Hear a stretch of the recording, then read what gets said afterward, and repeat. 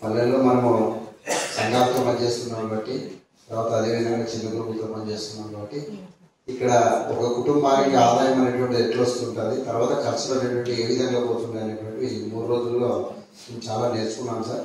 అదేవిధంగా ఒక ఫ్యామిలీకి అనేటువంటిది ఒక 3 ఎకరాలు భూమి ఉంటే ఎంత ఆదాయం వస్తుంది, అదేవిధంగా ఖర్చు అనేటువంటిది ఎట్లుంటుందని తెలుసుకున్నప్పుడు ఖర్చు అదేవిధంగా ఆదాయం అనేటువంటిది మన దగ్గర మన దగ్గరే ఉన్నాయి సార్. అంటే మన కుటుంబాల దగ్గర ఉన్నాయి.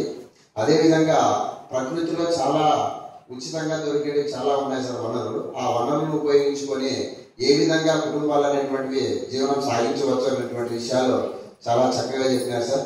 3 రోజులు కూడా పార్టిసిపేటరీ మెథడ్లో చెప్పడం నాకు చాలా సంతోషం అనిపించింది సార్.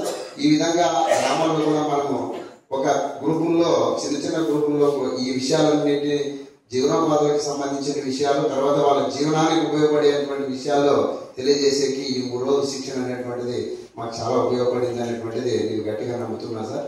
అదేవిధంగా సార్ కూడా 3 రోజులు ఎంతో ఓపికతో చెప్పడం అనేటువంటిది చాలా సంతోషిస్తాం. అదేవిధంగా ఈ తెలుగు ఇంగ్లీష్ రాని వారికి కూడా తెలుగులో ట్రాన్స్లేట్ చేయడం అనేటువంటిది చాలా బాగుంది సార్.